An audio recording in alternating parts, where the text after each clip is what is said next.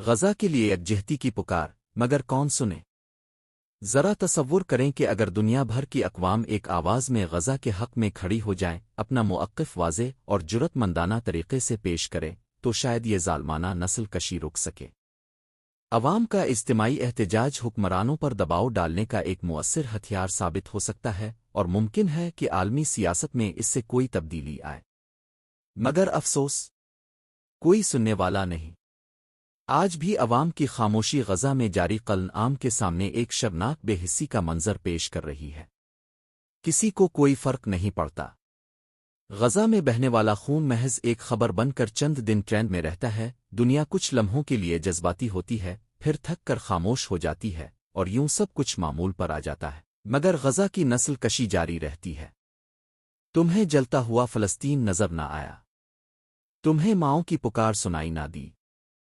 تمہیں بہنوں کی فریاد سمجھ نہ آئی؟ تمہیں بچوں کی سسکیاں سنائی نہ دی؟ کیا وہ تم ہی ہو؟ اللہ نے ان کے دلوں اور کانوں پر مہر لگا دی ہے، اور ان کی آنکھوں پر پردہ پڑ گیا ہے، اور ان کے لیے سخت عذاب ہے۔ اے ایمان والو، کیا میں تمہیں وہ تجارت بتلا دوں جو تمہیں دردناک عذاب سے بچائے؟ اللہ تعالیٰ پر اور اس کے رسول پر ایمان لاؤ، اور اللہ کی راہ میں اپنے مال اور اپنی جانوں سے جہاد کرو۔ یہ تمہارے لیے بہتر ہے اگر تم میں علم ہو۔ فلسطین کی گلیوں میں خون کی بوندیں ہیں، ہر گھر میں ماتم، ہر دل میں دھڑکنے ہیں۔ پھولوں کی خوشبو ماضی کا قصہ بن چکی، یہ سرزمین غم کی سچائیاں چھپائے باندھی ہیں۔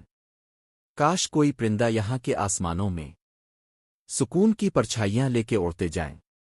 گلیوں میں شور ہے، کوئی پرسکون سی رات ہو جہاں دلوں میں محبت کی دھڑکنیں سنائی دیں۔ کب تک یہ زمین فریاد کرتی رہے گی؟ کب تک یہ آہٹیں، یہ صدا روتی رہیں گی؟ فلسطین کی مٹی میں سرخ رنگ ہیں بکھرے، ان لہو رنگوں میں بھی امید کی کرنیں ہیں۔ ہم سب کا فرض ہے ان کے دکھ کو سمجھنا، ان کے خوابوں کا خوں اور ان کی آواز کو سننا۔ ان کی آزادی کی دعائیں ہمارے دلوں میں ہوں۔ پھر وہ دن آئے گا جب یہ زمین پر خوشیاں ہوں۔